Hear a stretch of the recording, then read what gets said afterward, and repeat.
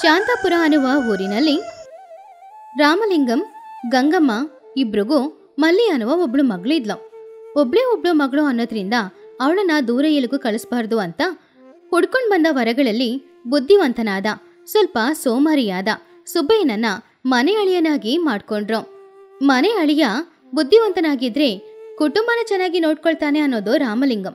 ಅಳಿಯ ಸೋಮಾರಿ ಆದ್ರೂ ಕೂಡ ಅವನತ್ರ ಕೆಲಸ ಕೊಟ್ಟು ಅವನನ್ನ ಸರಿ ಮಾಡ್ಬೋದು ಅನ್ನೋದು ಗಂಗಮ್ಮನ ಯೋಚನೆ. ಆದ್ರೆ ಸುಬ್ಬಯ್ಯ ಇವರಿಬ್ಬರ ಯೋಚನೆಯ ಹತ್ರ ಕೂಡ ಬರ್ದೇ ಇರುವ ಒಬ್ಬ ವ್ಯಕ್ತಿ. ಅವನ ಸೋಮಾರಿತನಕ್ಕೆ ಬುದ್ಧಿವಂತೇನೋ ಜೊತೆಗೆ ಇತ್ತು. ಆ ಊರಿನಲ್ಲಿ ಕೋಳಿ 2 ಸಲ ಬೆಳಿಗ್ಗೆ ಕೂಗ್ತಾ ಇತ್ತು. ಒಂದು ಬೆಳಗಾಯ್ತು ಅನ್ನೋದಕ್ಕೋಸ್ಕರ ಕೂಗೋದು, ಇನ್ನೊಂದು ಗಂಗಮ್ಮ ತನ್ನ ಅಳಿಯನನ್ನ ಎಪ್ಸಕ್ಕೆ ಮಾಡೋ ಶಬ್ದನ ನೋಡಿ ಹೆದರಿ ಕೂಗೋದು. ಆ ದಿನ ಕೂಡ ಗಂಗಮ್ಮ ಒಂದು ದೊಡ್ಡ ಪಾತ್ರೆನ ಢಮ್ ಅಂತ ನೆಲದ ಮೇಲೆ ಬಿಸಾಕೋದ್ಲು. ಗಂಗಮ್ಮ ತನ್ನ ಮಗಳ ಹತ್ರ, ಏನೇ ವಳ್ಳಿ, ನಿನ್ ಗಂಡ ಏನು ಸೋಂಬೇರಿನಾ?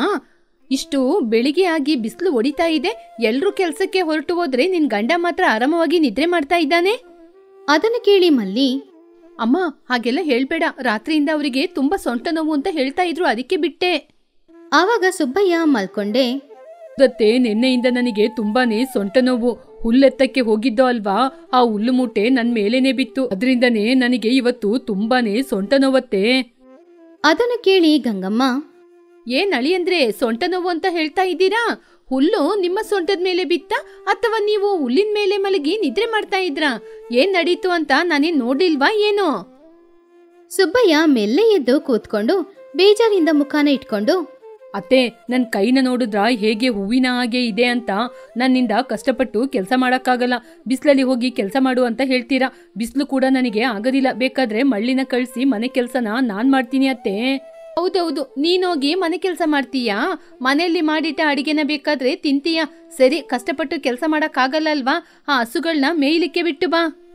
ಸುಬ್ಬಯ್ಯ ತಕ್ಷಣ, ಏನು ಹಸುಗಳನ್ನ ಮೇಯ್ಲಿಕ್ಕೆ ಕರ್ಕೊಂಡೋಗ್ಬೇಕಾ? ಇಲ್ಲ ಇಲ್ಲ, ನನ್ನಿಂದ ಆಗಲ್ಲ. ಮೊನ್ನೆ ನೀವೇನೋ ಹೇಳಿದ್ರಿ ಅಂತ ಹಸುನ ಕರ್ಕೊಂಡೋದೆ, ಅದೇನೋ ನನ್ನ ಹಾಗೆ ನೋಡ್ತಾ ಇತ್ತು. ನನ್ನ ಏನಾದ್ರೂ ಮಾಡಿದ್ರೆ ನಾನೇನ್ ಮಾಡೋದು? ಗಂಗಮ್ಮ ಕೋಪದಿಂದ ಹಲ್ ಕಚ್ಕೊಂಡು ಅಲ್ಲಿಂದ ಹೊರಗಡೆ ಹೋದ್ಲು. ಇದನ್ನೆಲ್ಲ ನೋಡ್ತಾ ಇದ್ದ ರಾಮಲಿಂಗಂ ಜೋರಾಗಿ ನಗಾಡ್ತಾ ಇದ್ರು.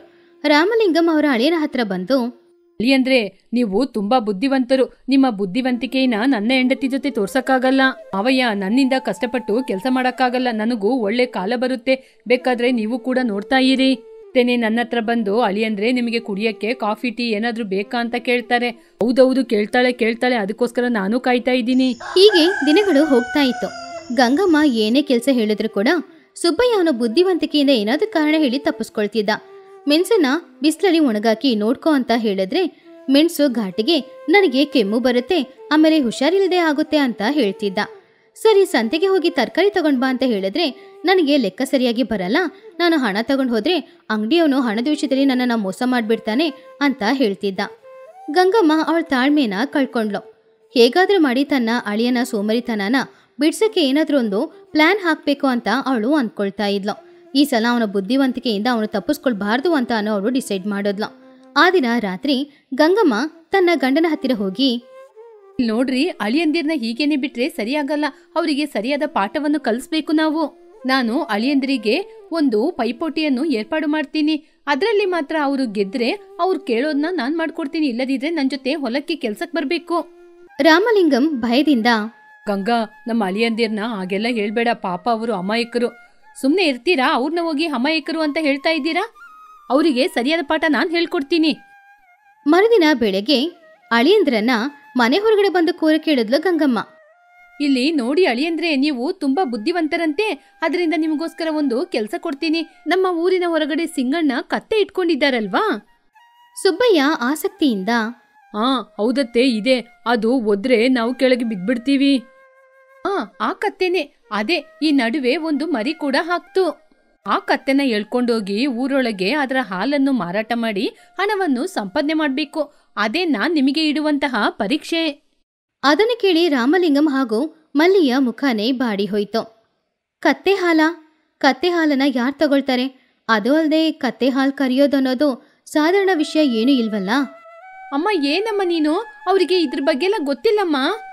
ನೀನ್ ಮಾತಾಡ್ಬೇಡೆ, ಸುಮ್ನಿರೆ. ಅಳಿಯಂದ್ರೆ ಇದಕ್ಕೆ ಒಪ್ಕೋತಾರೆ. ಅಳಿಯಂದ್ರೆ ಒಪ್ಕೋತೀರ ತಾನೇ? ಸುಬ್ಬಯ್ಯ ಮಾತ್ರ ಯೋಚನೆ ಮಾಡ್ತಾ ಇದ್ದ.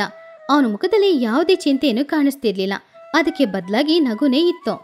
ಅತ್ತೆ, ಇಷ್ಟೇನಾ? ಕತ್ತೆಯ ಹಾಲನ್ನು ಮಾರಾಟ ಮಾಡಿ ಬರ್ಬೇಕು ಅಷ್ಟೇ ತಾನೇ? ನಾನೇನೋ ನೀವು ದೊಡ್ಡ ಸಾಹಸ ಮಾಡಕ್ ಕೇಳ್ತೀರಾ ಅನ್ಕೊಂಡೆ. ಆದ್ರೆ ನಂದೊಂದು ಷರತ್ತು. ಹೌದಾ? ಅದು ಏನಂತ ಹೇಳಿ ಅಳಿಯಂದ್ರೆ. ನಾನ್ ಮಾತ್ರ ಗೆದ್ರೆ ನನಗೆ ಪ್ರತಿದಿನ ನೀವು ಕೋಳಿ ಮಾಂಸ ಸಾರು ಮಾಡಿ ಅಡಿಗೆ ಮಾಡಿ ಕೊಡ್ಬೇಕು. ಇದಕ್ಕೆ ನೀವು ಒಪ್ಕೋತೀರಾ? ಗಂಗಮ್ಮ ಗರ್ವದಿಂದ, ಸರಿ ಸರಿ, ನಿಮ್ಮ ಷರತ್ತಿಗೆ ನಾನು ಒಪ್ಕೋತೀನಿ. ನೀವು ನಾಳೆಯಿಂದ ಹೋಗಿ ಕತ್ತೆಯ ಹಾಲನ್ನು ಮಾರಾಟ ಮಾಡಿ ಹಣ ಸಂಪಾದನೆ ಮಾಡ್ಕೊಂಬನ್ನಿ. ಸುಬ್ಬಯ್ಯ ತಕ್ಷಣ ಸಿಂಗಣ್ಣನನ್ನ ನೋಡಕ್ ಹೋದ. ಬೀರಣ್ಣ, ನನಗೆ ನಿಮ್ಮ ಕತ್ತೆಯ ಹಾಲು ಬೇಕು. ಅದನ್ನು ಕೇಳಿ ಅವನು, ಅಯ್ಯಯ್ಯೋ, ನನಗೆ ಕತ್ತೆಯ ಬಳಿ ಹೋಗ್ಲಿಕ್ಕೆ ತುಂಬಾ ಭಯ. ಮೊನ್ನೆ ನನ್ನ ಒದ್ದು ಬಿಡ್ತು. ಯಾಕಪ್ಪ ನನಗೆ ಈ ರೀತಿ ತಲೆನೋವೆಲ್ಲ ನಂಗೆ ಬೇಡ. ಇಲ್ಲಿ ನೋಡಪ್ಪ, ನಿನಗೆ ಬೇಕಾಗಿದ್ದು ಹಣ ತಾನೇ? ಕತ್ತೆನ ಕೊಡು, ನಾನು ನಿನ್ಗೆ ಹಣ ಕೊಡ್ತೀನಿ. ಹಣ ಅಂತ ಹೇಳಿದ ತಕ್ಷಣ ಸಿಂಗಣ್ಣ ಕೂಡ ಸರಿ ಅಂತ ಹೇಳ್ದ. ಆಮೇಲೆ ಅವರಿಬ್ರು ಸೇರಿ ಹೀಗೋ ಕಷ್ಟಪಟ್ಟು ಆ ಕತ್ತೆ ಹಾಲನ್ನ ಸ್ವಲ್ಪ ಕರೆದ್ರು. ಆಮೇಲೆ ಆ ಹಾಲನ್ನ ತಗೊಂಡು ಸುಬ್ಬಯ್ಯ ಅಲ್ಲಿಂದ ಮನೆಗೆ ಹೋಗದೆ ಊರಿನ ಮಧ್ಯದಲ್ಲಿರುವ ಪಂಚಾಯಿತಿ ಹತ್ತಿರ ಹೋದ. ಅಲ್ಲಿ ಊರಿನ ಸ್ತ್ರೀಗಳು ನಿಂತ್ಕೊಂಡು ಕೆಲವರು ಮಾತಾಡ್ತಾ ಇದ್ರು. ಅವ್ರು ಎಲ್ಲರ ಕಣ್ಣಿಗೂ ಚೆನ್ನಾಗಿ ಕಾಣಿಸೋ ತರ ಸುಬ್ಬಯ್ಯ ಅವನ ಕೈಯಲ್ಲಿದ್ದ ಹಾಲಿನ ಚೆಂಬನ್ನ ಮುಂದ್ಗಡೆ ಹಿಡ್ಕೊಂಡಿದ್ದ. ಅದನ್ನು ನೋಡಿದ ಆ ಸ್ತ್ರೀಗಳಲ್ಲಿ ಒಬ್ರು, ಏನ್ ಅಳಿಯಂದ್ರೆ, ಕೈಯಲ್ಲೇನೋ ಚೊಂಬು ಇದೆ, ಏನು ಹಾಲು ಆ ಬಣ್ಣದಲ್ಲಿದೆ? ಸುಬ್ಬಯ್ಯ ರಹಸ್ಯ ಹೇಳೋ ತರ ತುಂಬಾನೇ ಮೆಲ್ಲೆ, ಸುಮ್ನೆ ಜೋರಾಗಿ ಮಾತಾಡ್ಬೇಡಿ. ಇದು ಸಾಧಾರಣವಾದ ಹಾಲಲ್ಲ, ಇದು ಕತ್ತೆಯ ಹಾಲು. ಏನು ಕತ್ತೆಯ ಹಾಲ? ಇದನ್ನ ಯಾರಾದ್ರೂ ಕುಡಿತಾರ? ಯಾಕೆ ಇಟ್ಕೊಂಡಿದ್ದೀರಾ? ಸುಬ್ಬಯ್ಯ ನಗುತ್ತಾ, ಈ ಕತ್ತೆಯ ಹಾಲಿಗಿರುವ ಶಕ್ತಿ ಬೇರೆ ಯಾವುದಕ್ಕೂ ಇಲ್ಲ. 60 ವಯಸ್ಸಿನ ಮುದುಕಿ ಕುಡಿದ್ರೂ ಕೂಡ 20 ವಯಸ್ಸು ಹುಡುಗಿಯ ರೀತಿ ಆಗ್ಬಿಡ್ತಾರೆ. ಇದು ನನ್ನ ಅತ್ತೆಗೋಸ್ಕರ ತಗೊಂಡೋಗ್ತಾ ಇದ್ದೀನಿ. ಇದ್ರ ಬಗ್ಗೆ ಯಾರಿಗೂ ನೀವು ಹೇಳಕ್ ಹೋಗ್ಬೇಡಿ. ಹಾಗಂತ ಹೇಳಿ ಸುಬ್ಬಯ್ಯ ಅಲ್ಲಿಂದ ಹೋದ. ಆದ್ರೆ ಅವನು ಸೃಷ್ಟಿ ಮಾಡಿದ ಆ ಪುಕಾರು ಊರಲ್ಲಿ ಎಲ್ಲಾ ಕಡೆನೂ ಹರಡ್ತು. ಅಲ್ಲಿರುವ ಸ್ತ್ರೀಗಳು ಎಲ್ಲರ ಹತ್ರನ ಈ ವಿಷಯನ ಹೇಳ್ತಾ ಇದ್ರು. ಹೀಗಿರುವಾಗ ಸುಬ್ಬಯ್ಯ ಆ ಹಾಲ್ ಚೆಂಬುನ ತಗೊಂಡು ಊರಿನ ಹೊಲದಲ್ಲಿರುವ ಸೋಮಯ್ಯ ತಾತನ ಹತ್ತಿರ ಹೋಗಿ, ಏನಪ್ಪಾ, ಹೊಲಕ್ಕೆ ಕೆಲಸ ಮಾಡ್ಲಿಕ್ಕೆ ಬಂದ? ಏನದು ಕೈಯಲ್ಲಿ? ಅದು ಕತ್ತೆಯ ಹಾಲು. ಇದು ತುಂಬಾ ಅಮೃತದಂಥದ್ದು. ಈ ಕತ್ತೆ ಹಾಲನ್ನ ನೀನ್ ಯಾಕಪ್ಪ ತಂದಿದೀಯಾ? ಈ ಹಾಲಿನ ಮಹಿಮೆ ಏನು ಅಂತ ನಿಮಗೇನ್ ಗೊತ್ತು? ಇದನ್ನ ಮನೆಗ್ ತಗೊಂಡೋಗಿ ಚೆನ್ನಾಗಿ ಕುದಿಸಿ ಕುಡಿದ್ರೆ ಮೈಕೈ ನೋವೆಲ್ಲ ಒಂದೇ ಕ್ಷಣದಲ್ಲಿ ಹೋಗ್ಬಿಡುತ್ತೆ ಅಂತೆ. ನನಗೆ ಮೈಕೈ ನೋವು ತುಂಬಾ ಇತ್ತು. ನಮ್ಮ ಅತ್ತೆ ಕೊಟ್ಟ ಸಲಹೆಯಂತೆ ನಾನು ಕೂಡ ಹಾಗೆ ಮಾಡಿ ನೋಡ್ದೆ. ಇವಾಗ ಕೈಕಾಲ್ ನೋವೇ ಇಲ್ಲ ನಂಗೆ. ಹಾಗೆ ಸುಬ್ಬಯ್ಯ 2 ಪುಕಾರುಗಳನ್ನ ಕೊಟ್ಟು ಅಲ್ಲಿಂದ ಹೋದ. ಊರಿನವರು ಎಲ್ರು ಕೂಡ ಅದ್ರ ಬಗ್ಗೆನೇ ಮಾತಾಡ್ತಾ ಇದ್ರು. ಮರುದಿನ ಬೆಳಗ್ಗೆ ಸುಬ್ಬಯ್ಯ ಸಿಂಗಣ್ಣ ಇಬ್ರು ಕೂಡ ಊರಿನ ಮಧ್ಯದಲ್ಲಿ ಇರುವ ಸಂತೆಗೆ ಒಂದು ಕತ್ತೆ ಹಾಗೂ ಕತ್ತೆ ಮರಿನ ತಗೊಂಡು ಹೋದ್ರು. ಅವರು ಅಲ್ಲಿ ನಿಂತ್ಕೊಂಡು, ಕತ್ತೆಯ ಹಾಲು, ಕತ್ತೆಯ ಹಾಲು, ಅದ್ಭುತವಾದ ಕತ್ತೆಯ ಹಾಲು. ನೆನ್ನೆಯ ಕಥೆಯನ್ನು ಕೇಳಿ ಎಲ್ರೂ ಅಲ್ಲಿಗೆ ಬಂದ್ರು. ಆ ಗುಂಪಿನಲ್ಲಿರೋ ಒಬ್ಳು ಸ್ತ್ರೀ, ಏನಪ್ಪಾ, ನಿಜವಾಗ್ಲೂ ಈ ಕತ್ತೆಯ ಹಾಲನ್ನು ಮುಖಕ್ಕೆ ಹಚ್ಚಿಕೊಂಡ್ರೆ ಮುಖ ಚೆನ್ನಾಗಿರುತ್ತಾ? ಇದಕ್ಕೆ ಎಷ್ಟಪ್ಪ ಹಣ? ಒಂದು ಸಣ್ಣ ಗ್ಲಾಸು 10 ವರಾಹಗಳು. ಏನು 10 ವರಾಹಗಳ? ಅದನ್ನು ಕೇಳಿ ಎಲ್ರೂ ಆಶ್ಚರ್ಯಪಟ್ರು.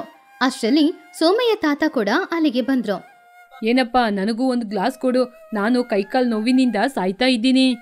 ಹಾಗೆ ಕೆಲವರು, ನನಗೆ ಸೊಂಟ ನೋವು, ನನ್ನ ಹೆಂಡತಿಗೆ ಕುತ್ತಿಗೆ ನೋವು, ನನ್ನ ಮಗನಿಗೆ ಸ್ವಲ್ಪ ಕೂಡ ಬಲನೇ ಇಲ್ಲ, ಇದನ್ನ ಕುಡಿದ್ರೆ ಸರಿ ಹೋಗುತ್ತೆ ಕೊಡಿ ಅಂತ ಕೇಳ್ತಾ ಇದ್ದಾಗ, ಇನ್ನು ಕೆಲವರು ಈ ಕತ್ತೆ ಹಾಲನ್ನ ಕುಡಿದ್ರೆ ಎಂತಹ ರೋಗ ಕೂಡ ಗುಣ ಆಗುತ್ತೆ ಅಂತ ಮಾತಾಡ್ತಾ ಇದ್ರು. ಇದೆಲ್ಲ ನೋಡ್ತಾ ಇದ್ದ ಸುಬ್ಬಯ್ಯ, ನೋಡಿ, ಹಾಲು ತುಂಬಾ ಕಡಿಮೆ ಇದೆ. ಯಾರು ಅಧಿಕ ಹಣವನ್ನು ಕೊಡ್ತೀರೋ ಅವರಿಗೇನೆ ಈ ಅಮೃತವನ್ನು ನಾನ್ ಕೊಡೋದು. ಹಾಗೆ ಸುಬ್ಬಯ್ಯ ಹರಾಜ್ ಹಾಕಕ್ಕೆ ಶುರು ಮಾಡ್ದ. 10 ರೂಪಾಯಿ 15 ರೂಪಾಯಿಯಿಂದ ಶುರುವಾಗಿ ಎಷ್ಟೇ ಹಣ ಆದ್ರೂ ಪರವಾಗಿಲ್ಲ ತಗೊಳ್ತೀವಿ ಅಂತ ಅಲ್ಲಿರೋರು ಎಲ್ರೂ ಕಾಯ್ತಾ ಇದ್ರು. ಇದನ್ನ ನೋಡ್ತಾ ಇದ್ದ ಸಿಂಗಣ್ಣ ಆಶ್ಚರ್ಯಪಟ್ಟ. ಹಾಗೆ ಊರಿನವರು ಸ್ವಲ್ಪ ಹೊತ್ತಿನಲ್ಲಿ ಹಾಲನ್ನ ಖಾಲಿ ಮಾಡಿದ್ರು. ಸುಬ್ಬಯ್ಯನ ಜೇಬಿನಲ್ಲಿ ಹಣನೇ ಹಣ. ಇದನ್ನೆಲ್ಲ ದೂರದಲ್ಲಿ ನಿಂತ್ಕೊಂಡು ರಾಮಲಿಂಗ ಹಾಗೂ ಗಂಗಮ್ಮ ನೋಡ್ತಾ ಇದ್ರು.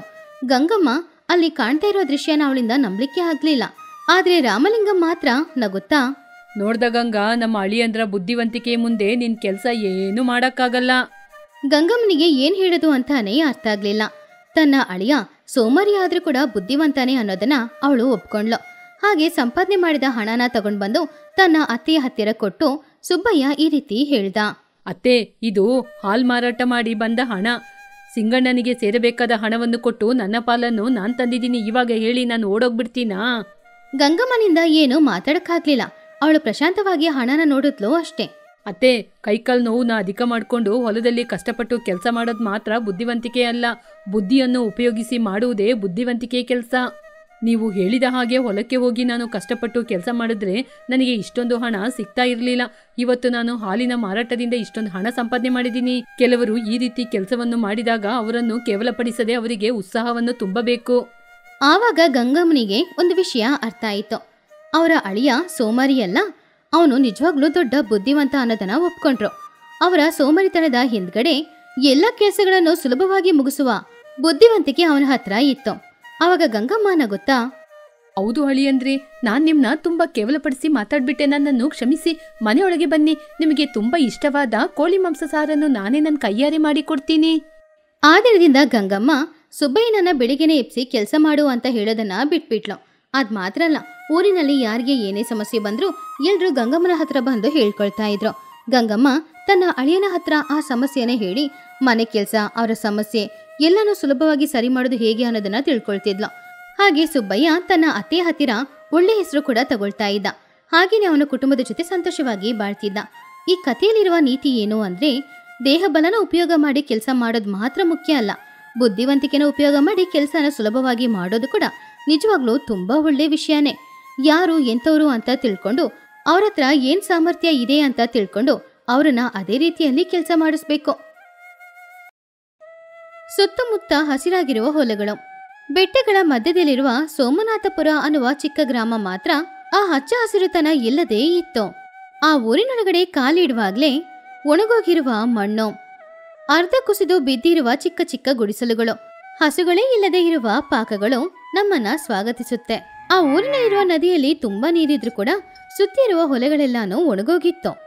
ಊರಿನ ಪ್ರಜೆಗಳೆಲ್ಲರೂ ಎಲ್ಲೆಲ್ಲಿ ಸಮಯ ಸಿಗುತ್ತೋ ಅಲ್ಲಿ ಕೂತ್ಕೊಂಡು ಸುಮ್ಮನೆ ಸಮಯನ ವೇಸ್ಟ್ ಮಾಡ್ತಾ ಇದ್ರು. ಕಷ್ಟಪಟ್ಟು ದುಡಿಯೋದು ಆ ಊರಿನವರಿಗೆ ಗೊತ್ತಿರ್ಲಿಲ್ಲ. ಆ ಊರಿನ ಹೆಸರು ಸೋಮನಾಥಪುರ. ಆದ್ರೆ ಉಳಿದ ಊರಿನವರು ಎಲ್ರೂ ಆ ಊರನ್ನ ಸೋಮಾರಿಪುರ ಅಂತ ಕರೀತಿದ್ರು. ಅಂತಹ ಊರಿಗೆ ರಾಘವ ಅನ್ನುವ ಒಬ್ಬ ವ್ಯಕ್ತಿ, ಅವನ ಅಜ್ಜನ ಕಾಲದ ಮನೇನು ಅಜ್ಜನ ಕಾಲದ ಹೊಲಾನು ಇದೆ ಅಂತ ಹೇಳಿ ಇಲ್ಲೇ ಇನಿ ಬಾಳ್ಬೋದು ಅಂತ ಅಂದ್ಕೊಂಡು ಆ ಊರಿಗೆ ಬಂದಿದ್ದ. ರಾಘವ ಅವನ ಹತ್ರ ಇರುವ ಕೆಲವು ಸಾಮಾನುಗಳನ್ನ ತಗೊಂಡು ಆ ಊರಿನೊಳಗಡೆ ಮೇಲೆ ಬರ್ತಾ ಇದ್ದ. ಊರಿನ ಮಧ್ಯದಲ್ಲಿ ಇರುವ ಒಂದು ಟೀ ಅಂಗಡಿಯ ಪಕ್ಕದಲ್ಲಿ ಗ್ರಾಮದವರು ಕೂತ್ಕೊಂಡಿದ್ರು. ಅವರಲ್ಲಿ ತುಂಬಾನು ವಯಸ್ಸಾಗಿರುವ ಸೋಮಯ್ಯ ಅನ್ನುವ ಅಜ್ಜ ಕಣ್ಣನ್ನ ಉಚ್ಕೊಂಡು ಅವನನ್ನ ನೋಡಿದ್ರು. ಸೋಮಯ್ಯ ಅಜ್ಜ ರಾಘವನ ನೋಡಿ, ಯಾರಪ್ಪ ನೀನು, ಹೊಸಬ್ನಾಗಿದ್ಯಾ? ಈ ಬಿಸಿಲಲ್ಲಿ ಕಷ್ಟಪಟ್ಟು ನಡ್ಕೊಂಡು ಬರ್ತಾ ಇದೀಯಾ? ಯಾರ್ ನೀನು? ನಮಸ್ಕಾರ ಅಜ್ಜ, ನನ್ನ ಹೆಸರು ರಾಘವ. ನನ್ನ ಅಜ್ಜನ ಮನೆ ಇಲ್ಲಿ ಇದೆ ಅಂತ ತಿಳ್ಕೊಂಡು ಬಂದಿದ್ದೀನಿ, ವ್ಯವಸಾಯ ಮಾಡ್ಕೊಂಡು ಬಾಳಕ್ಕೆ. ಅಲ್ಲಿದ್ದವ್ರು ಎಲ್ರು ಒಬ್ರು ಮುಖಾನ ಇನ್ನೊಬ್ರು ನೋಡ್ಕೊಂಡು ನಗಾಡ್ತಾ ಇದ್ರು. ಆವಾಗ ರಾಮು, ವ್ಯವಸಾಯನ? ಇವರಲ್ಲ ತಮ್ಮ, ನಿನಗೆ ಯಾರೋ ತಪ್ಪಾದ ಸಲಹೆ ಕೊಟ್ಟಿದ್ದಾರೆ. ಆವಾಗ ರಾಘವ ಅವರನ್ನ ನೋಡಿ, ಯಾಕೆ ಹಾಗೆ ಹೇಳ್ತೀರಾ? ಹೊಲ ಇದೆ, ನದಿಯಲ್ಲಿ ನೀರಿದೆ, ದುಡಿದ್ರೆ ಚಿನ್ನನೇ ಬೆಳೆಯುತ್ತೆ. ಸೋಮಯ್ಯ ಅಜ್ಜ ಗಂಭೀರದಿಂದ, ಇಲ್ಲಿ ನೋಡಪ್ಪ, ಕಷ್ಟಪಟ್ಟು ದುಡಿಬೇಕು, ಬೆಳೆ ಬೆಳೆಸ್ಬೇಕು, ಇಂಥ ಮಾತೆಲ್ಲ ಇಲ್ಲಿ ಮಾತಾಡಬಾರ್ದು. ದೇವ್ರು ನಮಗೆ ಕುಡಿಯಕ್ಕೆ ನೀರು, ತಿನ್ನಕ್ಕೆ ಹಣ್ಣು ಕೊಟ್ಟಿದ್ದಾನೆ. ಅದನ್ನ ತಿಂದ್ಕೊಂಡು ಕುಡ್ಕೊಂಡು ಸಂತೋಷವಾಗಿ ಬಾಳೋದನ್ನ ಬಿಟ್ಬಿಟ್ಟು ಯಾಕೆ ನಾವು ಕಷ್ಟಪಟ್ಟು ದುಡ್ದು ಮೈಕೈ ಎಲ್ಲ ನೋವು ಬರ್ಸ್ಕೊಳ್ಬೇಕೋ? ರಾಘವ ಅದನ್ನ ಕೇಳಿ ಆಶ್ಚರ್ಯದಿಂದ, ವಿಶ್ರಾಂತಿ ತಗೊಳ್ಬೇಕಂದ್ರೆ ಮೊದ್ಲು ದುಡಿಬೇಕಲ್ವಾ ಅಜ್ಜ? ದುಡಿಯದೆ ವಿಶ್ರಾಂತಿ ತಗೊಳ್ಳೋದಕ್ಕೆ ಹೆಸರು ಸೋಮಾರಿತನ. ಸೋಮಯ್ಯ ಕೋಪದಿಂದ, ಇಲ್ಲಿ ನೋಡಪ್ಪ, ನಿನ್ ಮನೆ ಇದೇ ಬೀದಿಯಲ್ಲಿ ಕೊನೆಯಲ್ಲಿದೆ, ಹಾಳು ಬಿದ್ದೋಗಿದೆ, ಹೋಗು. ಆದ್ರೆ ನಮ್ಮೂರಿನ ಪದ್ಧತಿಯನ್ನ ಬದಲಾಯಿಸ್ಬೇಕು ಅಂತ ನೋಡ್ಬೇಡ, ನಾವೆಲ್ರೂ ಇರೋದು ಹೀಗೇನೆ. ರಾಘವ ಅವ್ರ ಮಾತನ್ನ ಕೇಳಿ ಸ್ವಲ್ಪ ಹೆದರ್ದ. ಆದ್ರೂ ಸ್ವಲ್ಪ ಧೈರ್ಯ ಮಾಡ್ಕೊಂಡು ಹಾಳು ಬಿದ್ದಿರುವ ಅವನ ಅಜ್ಜನ ಮನೆಗೆ ಹೋದ. ಮರುದಿನ ಬೆಳಗ್ಗೆನೆ ಎದ್ದು ಆ ಮನೆನೆಲ್ಲ ಅವನು ಸ್ವಚ್ಛ ಮಾಡ್ಕೊಳ್ಳಕ್ಕೆ ಶುರು ಮಾಡ್ದ. ಮನೆ ಇಡೀ ಧೂಳ್ ಹೊಡೆದು ಮನೆ ಹೊರಗಡೆ ಬೆಳೆದಿರುವ ಹುಲ್ಲುಗಳನ್ನೆಲ್ಲ ತೆಗಿತಾ ಇದ್ದಾಗ ಊರಿನವರು ವಿಚಿತ್ರವಾಗಿ ಅವನನ್ನ ನೋಡ್ತಾ ಇದ್ರು. ಆಮೇಲೆ ಹೊಲಕ್ಕೆ ಹೋಗಿ ಒಣಗೋಗಿರುವ ತನ್ನ ಹೊಲನ ಉಳುಮೆ ಮಾಡಕ್ ಶುರು ಮಾಡ್ದ. ಬೆವರು ಸುರಿಸ್ಕೊಂಡು ಅವನು ಪಡ್ತಾ ಇರುವ ಕಷ್ಟ ಎಲ್ರಿಗೂ ತುಂಬಾನೇ ವಿಚಿತ್ರವಾಗಿ ಅನಿಸ್ತಿತ್ತು.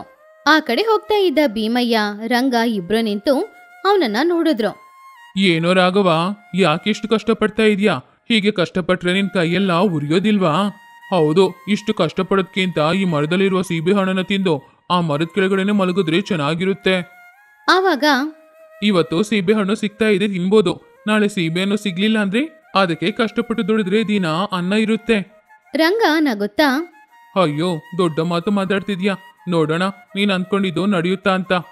ಹಾಗಂತ ಹೇಳಿ ನಗುತ್ತಾ ಅವರು ಅಲ್ಲಿಂದ ಹೋದ್ರು. ಆದ್ರೆ ರಾಘವ ಮಾತ್ರ ಅವನ ಧೈರ್ಯನ ಬಿಡ್ಲೇ ಇಲ್ಲ.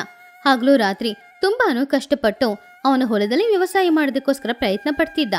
ನದಿ ನೀರಿಂದ ಒಂದು ಕಾಲುವೆ ತೋಡಿ ಅವನ ಹೊಲಕ್ಕೆ ನೀರ್ ಬಿಟ್ಟ, ಧಾನ್ಯಗಳನ್ನ ಹಾಕ್ತಾ. ಕೆಲವು ದಿನಗಳಲ್ಲಿ ಯಾರೂ ನೋಡದೇ ಇರುವ ಆಶ್ಚರ್ಯದ ವಿಷಯ ಅಲ್ಲಿ ನಡೆಯಿತು. ರಾಘವನ 1 ಎಕರ್ ಭೂಮಿಯಲ್ಲಿ ಹಚ್ಚ ಹಸಿರಾಗಿ ಚಿಗುರುಗಳು ಬರಕ್ಕೆ ಶುರುವಾಯಿತು. ಆ ವರ್ಷ ಸರಿಯಾಗಿ ಮಳೆ ಬರಲಿಲ್ಲ. ಬಿಸಿಲು ತುಂಬಾ ಜಾಸ್ತಿ ಇತ್ತು.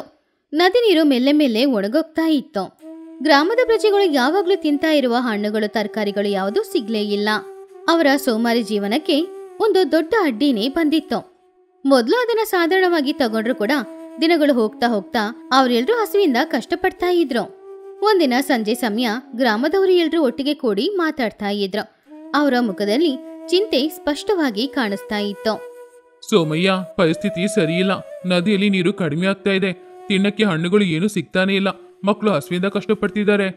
ಹೌದು, ಹೀಗೇನೆ ಸ್ವಲ್ಪ ದಿನ ಇದ್ರೆ ಹಸುವಿಂದ ಸಾಯ್ಬೇಕಾಗುತ್ತೆ. ಏನಾದ್ರೂ ಒಂದು ಮಾಡ್ಲೇಬೇಕು. ಆವಾಗ ಸೋಮಯ್ಯ ಅವ್ರ ಹತ್ರ, ಏನ್ ಮಾಡೋದು? ಆ ದೇವ್ರಿಗೆ ನಮ್ಮ ಮೇಲೆ ಕೋಪ. ನಮ್ ಕಷ್ಟ ಅನುಭವಿಸ್ಬೇಕಷ್ಟೇ. ಭೀಮಯ್ಯ ಕೋಪದಿಂದ, ಹಾಗಂತ ಕೂತ್ಕೊಂಡ್ರೆ ಹಸುವು ತೀರುತ್ತಾ? ಆ ರಾಘವನನ್ನ ನೋಡಿ, ದಿನ ಇಡೀ ಕಷ್ಟಪಟ್ಟು ಹೊಲದಲ್ಲಿ ದುಡಿತಾ ಇದ್ದಾನೆ. ಹೊಟ್ಟೆ ತುಂಬಾ ಊಟನೂ ಮಾಡ್ತಾ ಇದ್ದಾನೆ.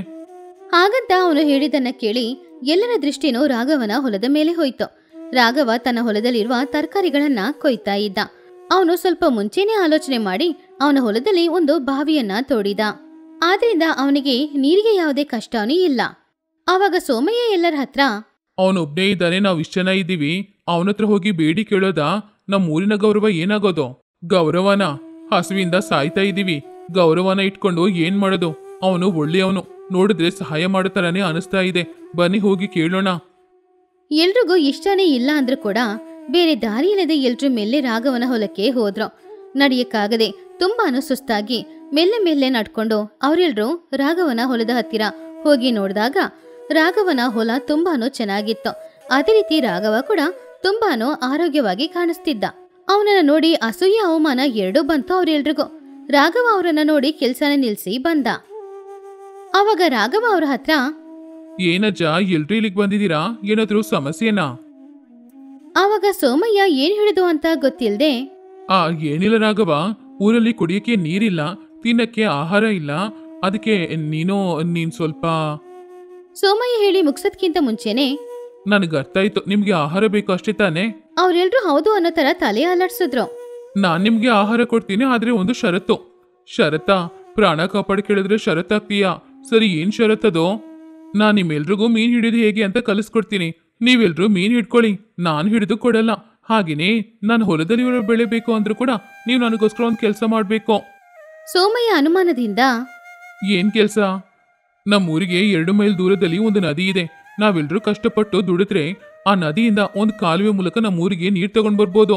ಹಾಗೆ ಮಾಡಿದ್ರೆ ಇಲ್ಲಿರುವ ನದಿ ಯಾವಾಗ್ಲೂ ಒಣಗೋಗಲ್ಲ, ಕೊಳದಲ್ಲೂ ನೀರಿರುತ್ತೆ, ವ್ಯವಸಾಯನೂ ಮಾಡ್ಕೊಳ್ಬೋದು. ಅದನ್ನ ಕೇಳಿ ಗ್ರಾಮದವರು ಎಲ್ರೂ ಕೂಡ ಬಾಯಿ ಮುಚ್ಕೊಂಡ್ರು. ಕೆಲ್ಸ ಮಾಡ್ಬೇಕು ಅಂತ ಶಬ್ದ ಕೇಳಿದ್ದು ಅವ್ರಿಗೆ ಇಷ್ಟ ಆಗ್ಲಿಲ್ಲ. ಕಾಲುವೆನಾ? ಅದು ತುಂಬಾ ಕಷ್ಟವಾದ ಕೆಲ್ಸ, ನಮ್ಮಿಂದ ಆಗಲ್ಲ. ಆವಾಗ ರಾಘವ, ಹಾಗಾದ್ರೆ ನನ್ನಿಂದಾನು ಏನು ಸಹಾಯ ಮಾಡಕ್ಕಾಗಲ್ಲ. ಇವತ್ ನಾನ್ ನಿಮ್ಗೆ ಆಹಾರ ಕೊಡ್ಬೋದು, ನಾಳೆ ಪುನಃ ನನ್ನ ಹತ್ರನೇ ಬರ್ತೀರಾ. ಅದಕ್ಕೆ ಬದ್ದು ನಾನು ಹೇಳಿದ ಕೆಲ್ಸನ ಮಾಡಿದ್ರೆ ಯಾರ ಹತ್ರನೂ ಬೇಡ್ಕೊಳ್ಬೇಕಾಗಿರೋ ಅವಶ್ಯಕತೆನೇ ಇರಲ್ಲ.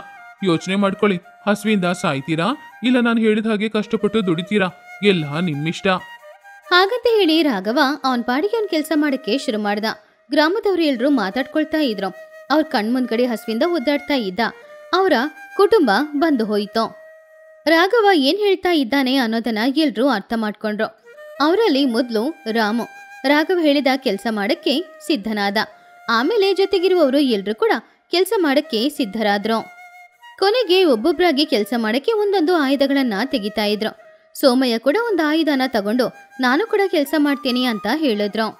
ಹಾಗೆ ಆ ದಿನ ಸೋಮನಾಥಪುರ ಚರಿತ್ರೆಯಲ್ಲಿ ಒಂದು ಹೊಸ ಅಧ್ಯಾಯ ಶುರುವಾಯಿತು.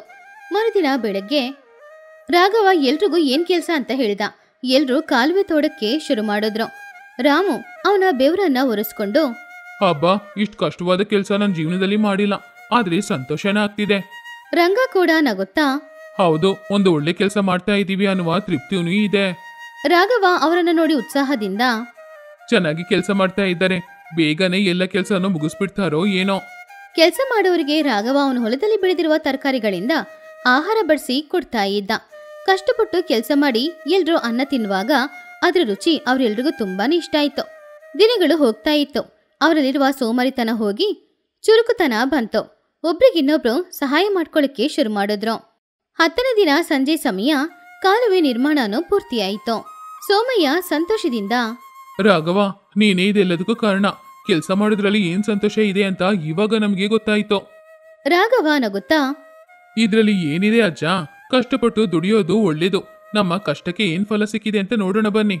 ರಾಘವ ಕಾಲುವೆಗೆ ಇದ್ದ ಅಡ್ಡಿನ ತೆಗೆದ ತಕ್ಷಣ ಆ ಜೀವನದಿಯಿಂದ ಬೇಗನೆ ನೀರು ಸೋಮನಾಥಪುರದಲ್ಲಿ ಇರುವ ಕೊಳದಲ್ಲಿ ಬಂದು ಸೇರಿತು. ಆ ದೃಶ್ಯವನ್ನು ನೋಡ್ತಾ ಇದ್ದ ಗ್ರಾಮದ ಜನರ ಕಣ್ಣುಗಳಲ್ಲಿ ಕಣ್ಣೀರು ತುಂಬಿತು. ಅವರ ಊರಿನಲ್ಲಿರುವ ಕೊಳ ನದಿ ತುಂಬೋದನ್ನ ನೋಡಿ ಅವರ ಮನಸ್ಸು ಕೂಡ ತುಂಬಿ ಹೋಯಿತು. ಆಮೇಲೆ ಸೋಮನಾಥಪುರ ಸಂಪೂರ್ಣವಾಗಿ ಬದಲಾಯಿತು. ಎಲ್ರೂ ಅವರವರ ಹೊಲದಲ್ಲಿ ಕಷ್ಟಪಟ್ಟು ಉಳುಮೆ ಮಾಡಿ ಚೆನ್ನಾಗಿ ವ್ಯವಸಾಯನ ಮಾಡಕ್ಕೆ ಶುರು ಮಾಡಿದ್ರು. ಪ್ರಜೆಗಳು ಅವರ ಸೋಮಾರಿತನ ಎಲ್ಲಾನು ಬಿಟ್ಟು ಕಷ್ಟಪಟ್ಟು ದುಡಿಯೋಕೆ ಕಲ್ತ್ಕೊಂಡ್ರು. ಸೋಮಾರಿಪುರ ಅನ್ನುವ ಹೆಸರೆಲ್ಲ ಹೋಗಿ ಪುನಃ ಆ ಊರಿಗೆ ಸೋಮನಾಥಪುರ ಅನ್ನುವ ಹೆಸರು ಬಂತು. ಈ ಕಥೆಯಲ್ಲಿರುವ ನೀತಿ ಏನು ಅಂದ್ರೆ, ಸೋಮಾರಿತನ ಆವಾಗ ನಿಮಗೆ ಸುಖನ ಕೊಡ್ಬೋದು, ಆದ್ರೆ ಹೋಗ್ತಾ ಹೋಗ್ತಾ ನಿಮ್ಮ ಜೀವನದಲ್ಲಿ ಅದರಿಂದ ಸುಮಾರು ಸಮಸ್ಯೆಗಳು ಕಷ್ಟಗಳು ಬರುತ್ತೆ. ಸೋಮಾರಿತನನೇ ನಮ್ಮ ಶತ್ರು. ಆದ್ರಿಂದ ಸೋಮಾರಿತನನ ಬಿಟ್ಟು ಕಷ್ಟಪಟ್ಟು ದುಡಿಯೋದನ್ನ ಕಲ್ತ್ಕೊಂಡ್ರೆ ಅದಕ್ಕೆ ಫಲ ನಮಗೆ ಸಿಗುತ್ತೆ.